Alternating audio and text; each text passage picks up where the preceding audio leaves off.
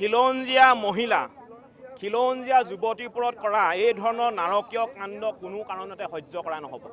বাৰে বাৰে আমাৰ খিলঞ্জীয়া মহিলাৰ ওপৰত আক্ৰমণ কৰিব, বাৰে বাৰে আমাৰ খিলঞ্জীয়া যুৱতীক ধৰ্ষণ কৰিব, ধৰ্ষণ কৰি হত্যা কৰিব। এই ঘটনাটো সহজভাৱে আমি ল'ব কোনো কাৰণতে নোৱাৰোঁ। এই ঘটনাবিলাক কোনবিলাক মানুহে কৰিছে? এই ঘটনাবিলাক কোনবিলাক মানুহে কৰিছে? জিমি দাসৰ পিছতে জিমি দাসক কোনে আক্ৰমণ কৰিছিলে? অখিলঞ্জীয়া মানুহে আক্ৰমণ কৰিছিলে। আজি নগাঁও ঢিঙৰ খিলঞ্জীয়া যুৱতীগৰাকীক কোনে আক্ৰমণ কৰিছে? অখিলঞ্জীয়া মিয়া মুছলমানে আক্ৰমণ কৰিছে। গতিকে অখিলঞ্জীয়া মানুহৰ যি দপদপনি, এই দপদপনি কিন্তু উফৰাই দিয়া হ'ব, কোনো কাৰণতে সহ্য কৰা নহ'ব।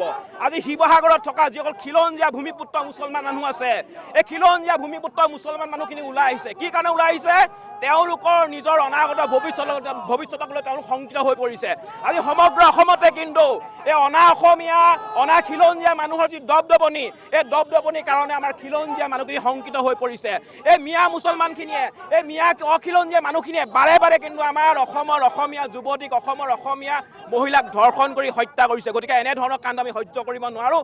আমাৰ স্পষ্ট কথা, এই মিয়া যিসকল মুছলমান আছে, মিয়া যিসকল অখিলঞ্জীয়া মিয়া আছে, এই হত্যাকাণ্ডৰ লগত যিসকল জড়িত হৈ আছে, তেওঁলোকক আমি ৰাজহুৱাভাৱে ফাঁচি দি আমি দাবী উত্থাপন কৰিছোঁ। আৰু এটা কথা স্পষ্টকৈ কৈ দিব বিচাৰিছোঁ যে উজনি অসমত গাঁৱে ভূঞে য'তে আপোনাৰ মিয়া সোমাই আছে, এই মিয়াবোৰে এতিয়া টালি টোপোলা বান্ধি ইয়াৰ পৰা যাওকগৈ, নহ'লে কিন্তু আমি পাব্লিক ধুলাই দিবলৈ কিন্তু আমি সাজু হৈ আছোঁ।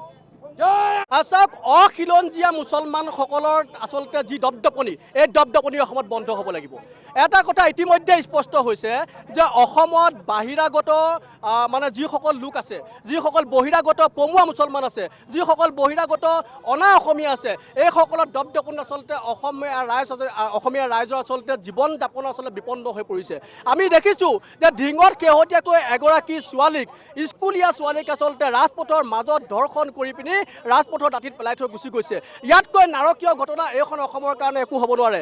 এটা কথা আমি স্পষ্ট কৰি কওঁ যে অসম চৰকাৰৰ গৃহ বিভাগ সম্পূৰ্ণৰূপে ব্যৰ্থ হৈছে, অসম চৰকাৰৰ অধীনত থকা আৰক্ষী প্ৰশাসন সম্পূৰ্ণৰূপে ব্যৰ্থ হৈছে, আৰু এই ব্যৰ্থতা ভাঙিব লাগিব। বিশেষকৈ অসমত খিলঞ্জীয়াৰ অধিকাৰ সুৰক্ষিত হ'ব লাগিব। আমি যিদৰে দাবী উত্থাপন কৰিছোঁ, অসমত খিলঞ্জীয়াৰ অধিকাৰ সুৰক্ষিত কৰিবৰ কাৰণে আইনৰ ঊৰ্ধত থাকি হ'লেও এই চৰকাৰখনে কাম কৰিব লাগিব। এই ঢিঙৰ ঘটনাৰ লগত আচলতে যিসকল ব্যক্তি জড়িত হৈ আছে, যিসকল অপৰাধী জড়িত হৈ আছে, তেওঁলোকক ৰাজহুৱা স্থানত ফাঁচি দিয়াৰ ব্যৱস্থা কৰিব লাগে।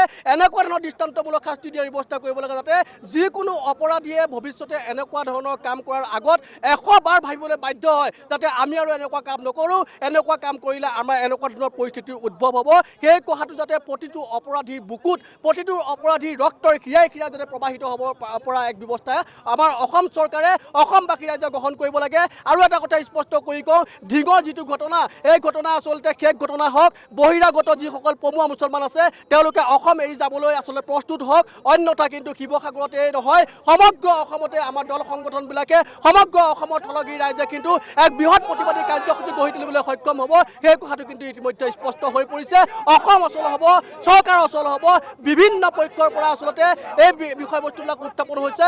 মুঠৰ ওপৰত থলগীৰ ওপৰত যি অত্যাচাৰ, অসমৰ খিলঞ্জীয়া ৰাইজৰ ওপৰত যি অত্যাচাৰ, এই অত্যাচাৰ বন্ধ হ'বই লাগিব। নাৰকীয় ধৰ্ষণ কাণ্ড সংঘটিত হৈছে, এই ধৰ্ষণ কাণ্ড সংঘটিত হৈছে অখিলঞ্জীয়া মিয়া মুছলমানৰ দ্বাৰা। নামনি আৰু মধ্য অসমত বসবাস কৰা যিসকল সন্দেহযুক্ত বাংলাদেশী মুছলমান, যিসকল মিয়া মুছলমান বুলি কোৱা হয়, তেওঁলোকৰ অপৰাধ প্ৰৱণতা অতি বেছি। সেইকাৰণে এই উজনি অসমৰ ঐতিহাসিক শিৱসাগৰৰ খিলঞ্জীয়া যিসকল মুছলমান ৰাইজ মছজিদৰ পৰা নামাজ পঢ়ি আজি ৰাজপথলৈ ওলাই আহিছে, মিয়া মুছলমানৰ বিৰুদ্ধে প্ৰতিবাদ সাব্যস্ত কৰিছে।